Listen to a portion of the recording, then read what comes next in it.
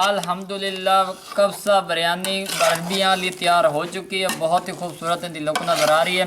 माशाअल्लाह सुभान अल्लाह जी। एक एक दाना अलग अलग खिले हुए नज़र आ रहे हैं। ये चेक कर लो, ये हुण असीं कजेंदे पे तो अज सामने कितनी खूबसूरत इनकी लुक नज़र आ रही है। ये चेक कर लो, बिस्मिल्लाहिर्रहमानिर्रहीम। माशाअल्लाह सुभान अल्लाह जी। बहुत ही खूबसूरत इनकी लुक नज़र आती पई है। बनाना बिल्कुल आसान तरीका, कोई मुश्किल नहीं। ये चेक कर लो। अल्हम्दुलिल्लाह उम्मीद है तुहानू साडी वीडियो पसंद आम सी। अगर पसंद आ जाए तो चैनल को सबसक्राइब लाइक शेयर ज़रूर कर देना, ताकि जो लेटेस्ट वीडियो आप लोगों तक बर वक्त पहुँचती रहें। अपना ढेर सारा ख्याल रखना। एक नई वीडियो मुलाकात होगी। अल्लाह हाफिज़। रहीम अस्सलाम वालेकुम। उम्मीद करता हूँ तमाम दोस्त खैरियत से होंगे। मैं हूँ आपका अपना मेज़बान मोहम्मद बिलाल सफदर। अल्लाह के फजल करम और शुक्र के साथ उम्मीद करता हूँ आप तमाम दोस्त ठीक हो गए। अज मैं बनाइंदा पे देहातां दे विच कब्सा राइस, सऊदी अरब की मशहूर रेसिपी आप लोगों के आगे शेयर करेंगे। रमज़ान की यूनिक रेसिपी है, ईद उल फितर के लिए भी इसको समझ लें और इंशाल्लाह आप लोगों को गाइड करेंगे। तो बिना टाइम इसके हम लोग चलते हैं वीडियो की तरफ। वीडियो को आखिर तक ज़रूर देखना ताकि तुहानू समझ लग। चेक कर लो, चिकन मैं बेचे 2 किलो पैंदा पे बोनलेस चिकन है, लैग पीसा वाला। उस तो बाद बिच 5 नींबू पे, थोम पे, अदरक पे, टमाटर एक साबित पे। उस तो बाद मरचा ते टमाटर ते थोम ते अदरक का एक पेस्ट तैयार होया वो पे। एक कौली दही दी पे। उस तो बाद सब्ज धनिया पईयां, 3 वसल पे, 7 किस्म का मिसाले पे। उस तो बाद पक्की बनास्पति चावल है। चेक कर लो, ये विच मैं यूज़ किया हुआ है, लेकिन इन्हें मैं पोस्ट दी हुई है अद्धे घंटे की। ये चीज़ें यूज़ होनी तो हम अस स्टैप शुरू करते पे तो गाइड करें। वीवर चेक कर लो, घ्यो मेरा गर्म हो चुका है। कब्सा राइस की सब तो वड्डी गल है कि वसल वेंदे पे। बिस्मिल्लाहिर्रहमानिर्रहीम।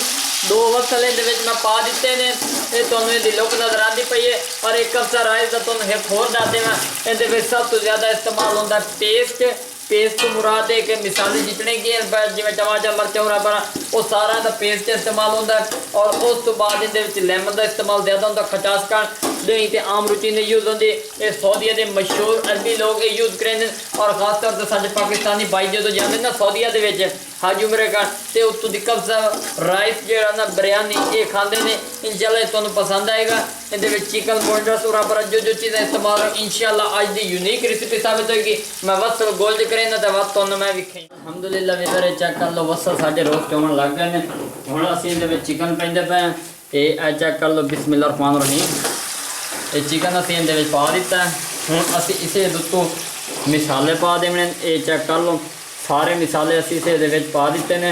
ये एक जज़ब हो जासी, चिकन विच ताकत मिल जासी। उस तो बाद इहदे विच टमाटर असीं पा दिते ने। ये चेक कर लो, हुण असीं इहनूं अच्छी तरह मिक्स करेंदे पे।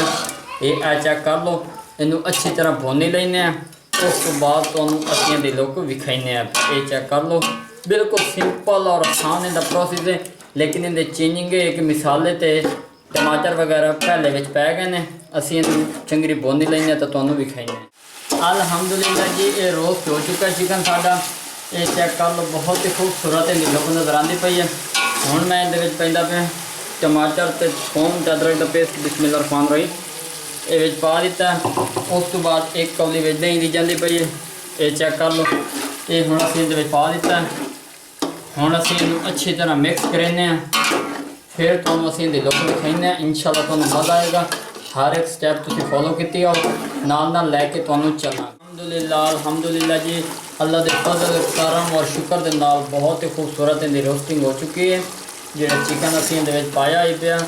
अल्हम्दुलिल्लाह वेख लो कितनी खूबसूरत इहदी लुक नज़र आती पई। ग्रेवी चंगी बन चुकी है। हुण असीं इहदे विच 3 लैमन पैंदे पे हैं। बिस्मिल्लाहिर्रहमानिर्रहीम, क्योंकि लैमन का अहम किरदार है पे तो असीं पहले भी दस दिता ही पे। हुण असीं इहदे विच पानी पैंदे पे 1 लीटर। बिस्मिल्लाहिर्रहमानिर्रहीम, ये साढ़े को 800 ग्राम चावल पे जेड़े तो असीं पक्की बनास्पति दे।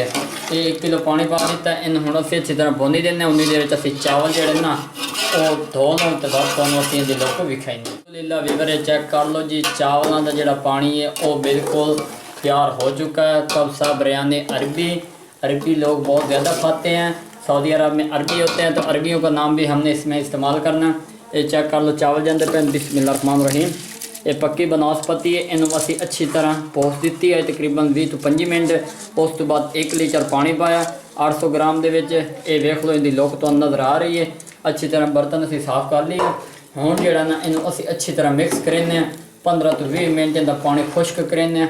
ਵਕਤ ਤੁਹਾਨੂੰ ਲੁੱਕ ਵੀ ਖਾਣੇ ਆ। ਕਬਸਾ ਬਿਰਿਆਨੀ ਅਰਬੀਆਂ ਵਾਲੀ ਤਿਆਰ ਹੋ ਚੁੱਕੀ ਉਸੀਂ ਤੇ इंशाल्लाह स्टैप बाय स्टैप वक्फे नाल ਤੁਹਾਨੂੰ ਨਾਲ विखा रहे हैं। अल्हम्दुलिल्लाह जी बहुत ही स्टीमिंग दी हुई है, बहुत अच्छी इहदी लुक नज़र आती पई है। अल्हम्दुलिल्लाह जिवें कि तुहानूं पता है कब्सा बिरयानी अरबियां दी तैयार हो चुकी है। तकरीबन 70% तैयार हो चुकी है। लैग पीसां वाली, नींबूआं वाली, दही वाली ये चेक कर लो जी। हुण दम देवन का टाइम आ चुका है। दम तो पहले एक चीज़ असीं इस्तेमाल करनी, वो है खूबसूरत धानियाँ। ये चेक कर लो, ये गार्निश करना मैं तो धानियाँ सजांदा पिया ये उसी की खूबसूरती बन जासी। ये चेक कर लो जी।